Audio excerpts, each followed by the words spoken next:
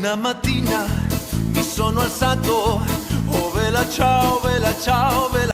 Buenas amigos, bueno, en este contexto de cuarentena voluntaria de público conocimiento, ¿verdad? Para el combate del COVID-19, bueno, es un momento, una instancia propicia para las reflexiones, para lecturas.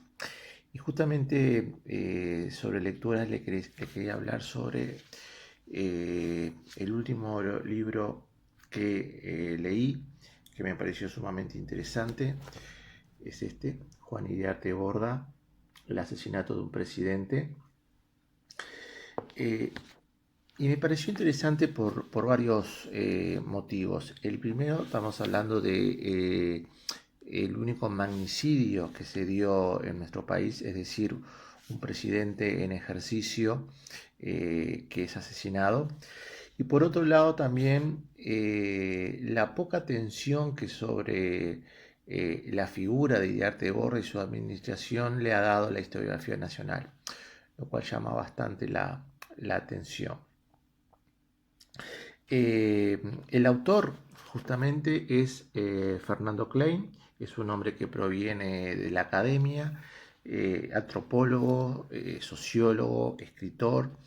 Entre otras obras destacadas tenemos justamente la de otro presidente, Baltasar Brun, El suicidio de un presidente, lo cual allí ya está reflejando un interés bastante particular por la vida y obra de algunos de nuestros principales presidentes de parte de Klein. Como puntos fuertes que tiene la obra podemos destacar tres. Por un lado tenemos un exhaustivo análisis de parte del autor, una profunda investigación fundamentalmente sobre los orígenes de la familia Borda y de los primeros años de Iriarte Borda, esos años que son bastante desconocidos antes que ingresa a la vida pública, y por otro lado su pluma, lo cual hace una lectura bastante ágil, ¿no? Son tres factores que hacen que la obra sea atrapante. Comentaba en un principio que llama la atención, ¿verdad?, de parte de la historiografía, la poca atención que le ha dado a esta figura, teniendo en cuenta no solamente el magnicidio, que ya de por sí es un fenómeno sumamente trascendente, sino también porque en la propia administración de Borda se crea el Banco República, un banco que es cierto, en principio va a surgir con capital mixto, público y privado, pero bueno, en definitiva con el correr de los años se va a convertir en uno, si no el principal banco de nuestro país. Y por otro lado también se inician los proyectos para justamente la creación del el moderno puerto de Montevideo. Son algunos de los factores que hacen justamente de la obra, de la administración de Borda un fenómeno interesante.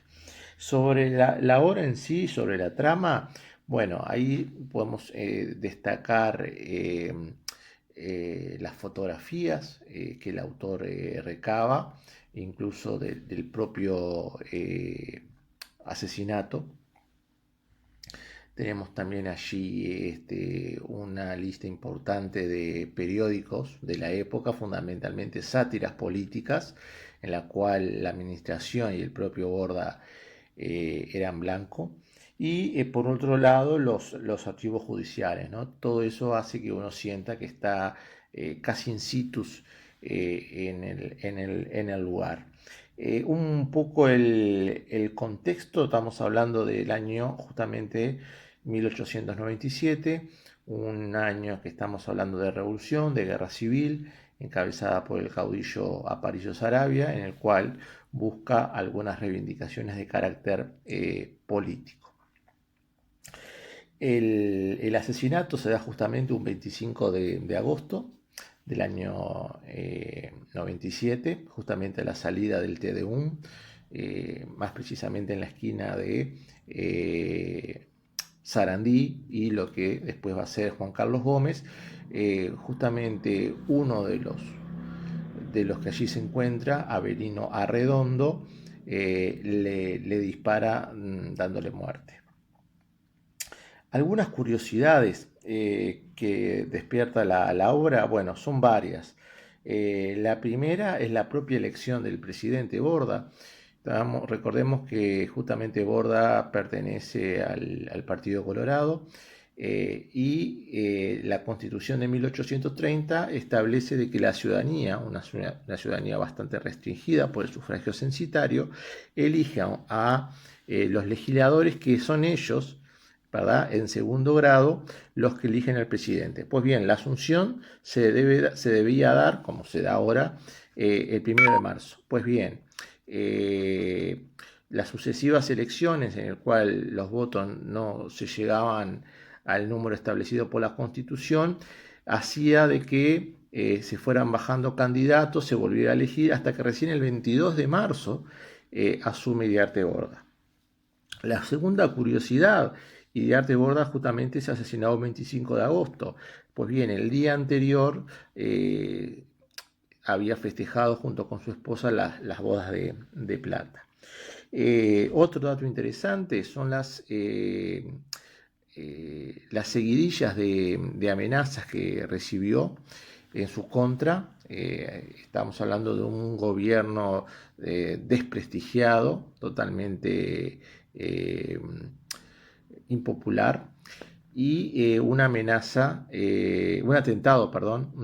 frustrado, lo cual eso llama la atención de cómo ese mismo día no se tomaron las precauciones del caso, ¿no?, a nivel colectivo y en particular del presidente.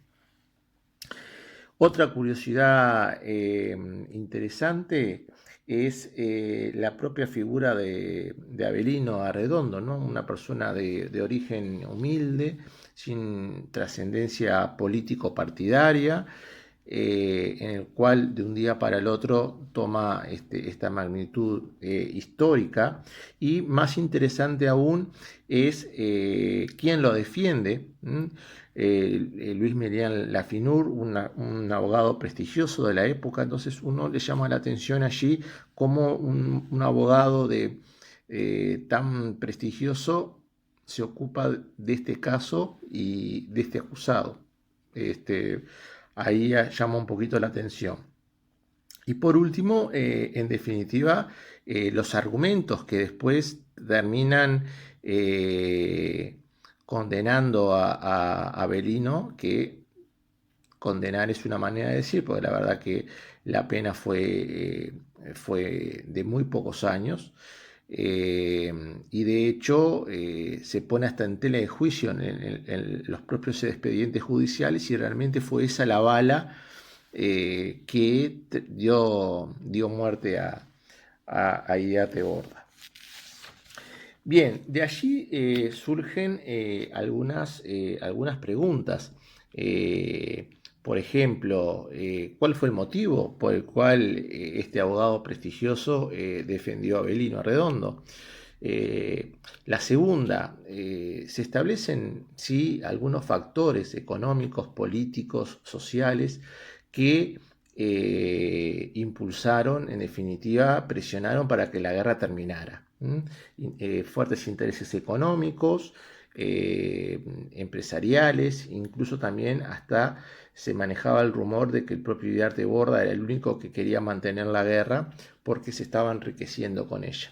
El autor los plantea, pero da esa sensación de que, se podía haber profundizado un poco más.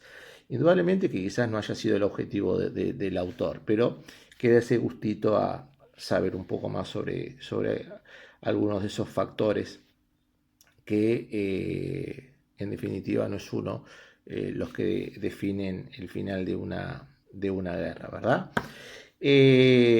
Bien, y por último, ¿sí?, también surge una gran interrogante, ¿no? A los pocos años, don César Valle Pacheco, hijo de José Valle Ordóñez, presidiendo el Consejo de Administración Departamental de Montevideo, propone en la nomenclatura capitalina una calle con el nombre de Avelino Redondo.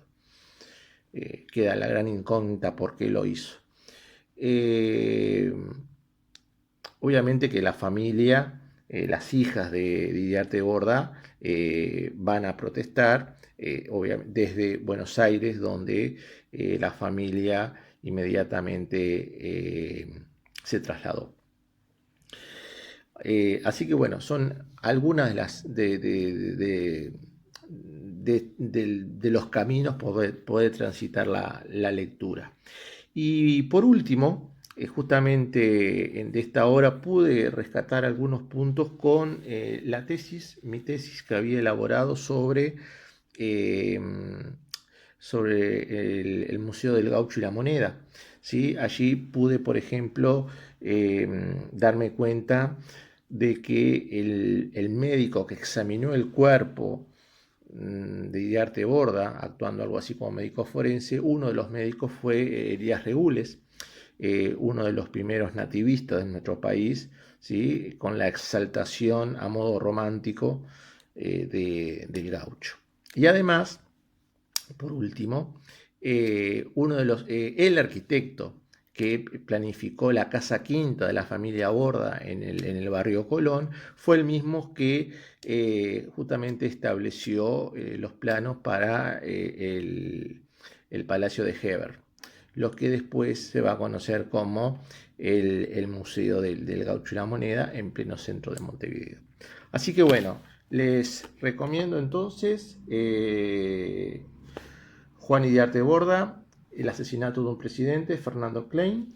Les habla Javier Suárez, profesor de historia, politólogo. Nos vemos en la próxima. Chao.